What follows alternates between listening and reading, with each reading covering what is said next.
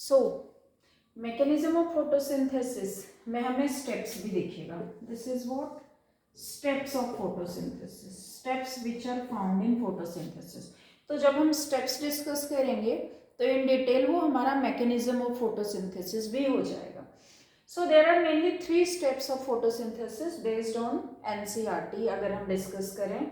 First one is absorption of light energy by chlorophyll. जो light energy है उसका absorption कौन करेगा? एब्जॉर्प्शन क्लोरोफिल करेगा. हमने ऑलरेडी डिस्कस किया कहाँ क्लोरोफिल होता है. It is found in the granum. Now conversion of light energy, absorption तो हो गया, उस लाइट एनर्जी का कन्वर्जन किस में? Into chemical energy. किस एनर्जी में? Chemical energy. And splitting of water molecule into hydrogen and oxygen. That means सबसे पहले सनलाइट से जो लाइट आई उसका एब्जॉर्प्शन क्लोरोफिल के थ्रू. सेकेंड में उस लाइट एनर्जी को कन्वर्ट करना किस में? केमिकल एनर्जी में. And during that process splitting of water molecules into hydrogen and oxygen also takes place. Water molecule will divide into hydrogen and oxygen, and after that reduction of CO2 into carbohydrate. CO2 reduce होके carbohydrate बनाएगा. These are the main 3 steps that takes place in photosynthesis, and in these 3 steps only we'll try to understand mechanism of photosynthesis. So first of all absorption of light energy by chlorophyll. Already हमने discuss कर लिया कि chloroplast के अंदर chlorophyll होता है and that chlorophyll absorbs sunlight. ठीक है, क्लियर. अब ऑफ कोर्स ये कब होगा? तो दिन के टाइम होगा बिकॉज सनलाइट अवेलेबल दिन में होता है. Then after that the second step conversion of light energy into chemical energy and splitting of water molecules.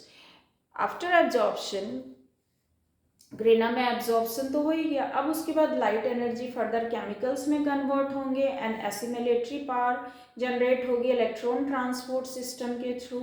Then after that जो वाटर मॉलिक्यूल है उसका हाइड्रोजन और ऑक्सीजन अलग अलग हो जाएगा. That is called photolysis of water.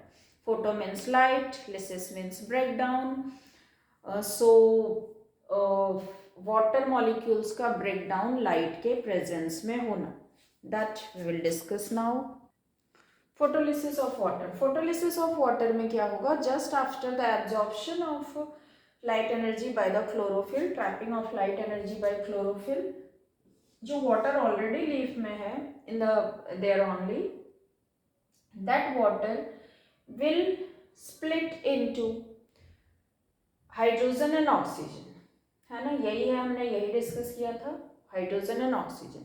अब hydrogen में प्रोटॉन अलग हो जाएगा और इलेक्ट्रॉन्स अलग हो जाएंगे and oxygen will be released and goes into the atmosphere. So जो हम बात करते हैं कि photosynthesis gives us oxygen, that takes place in the beginning only, first till the second step of photosynthesis only.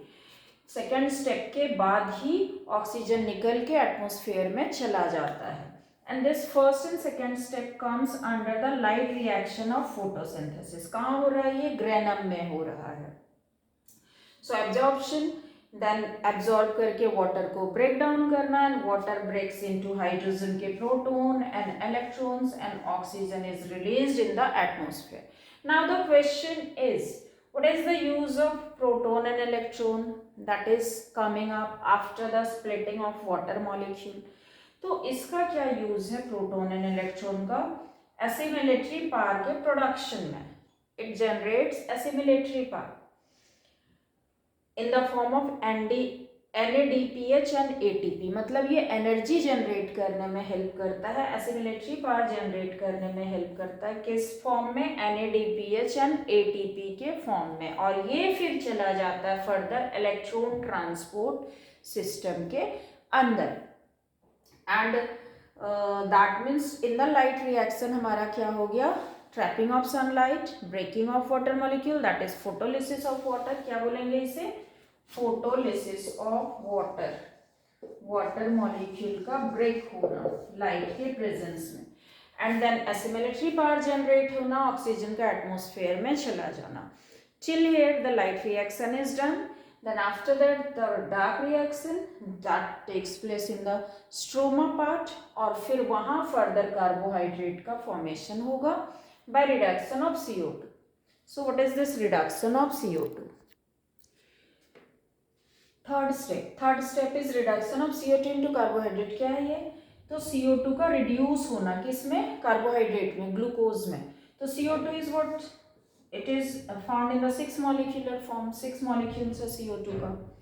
In the 6 molecule of CO2 there will be hydrogen will be added. जब hydrogen add होता है किसी भी compound में then it will be reduced, reduction. तो reduction हो रहा है हाइड्रोजन ऐड होने से and CO2 is reduced into glucose, that is C6H12O6.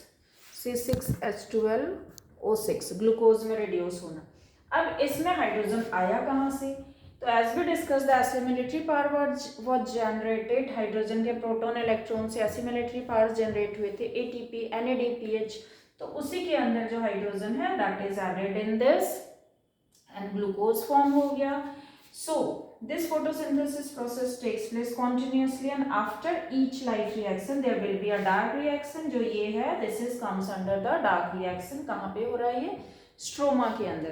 Dark reaction where it is taking place in the stroma.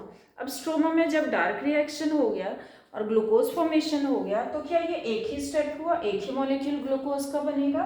नहीं, lots of molecules will be form. This process will going on continuously.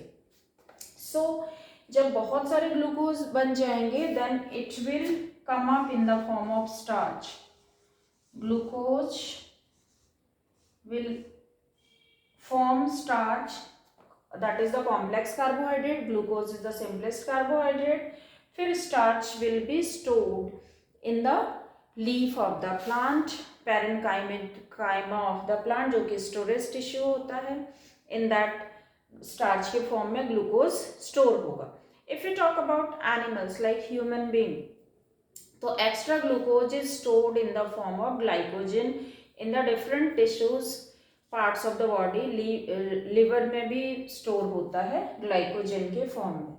So in this way photosynthesis takes place in the green plants and glucose is formed and glucose के अंदर क्या है? Energy is stored that we utilize when we are doing various kinds of life processes. और वही life process हम इसमें पढ़ रहे हैं.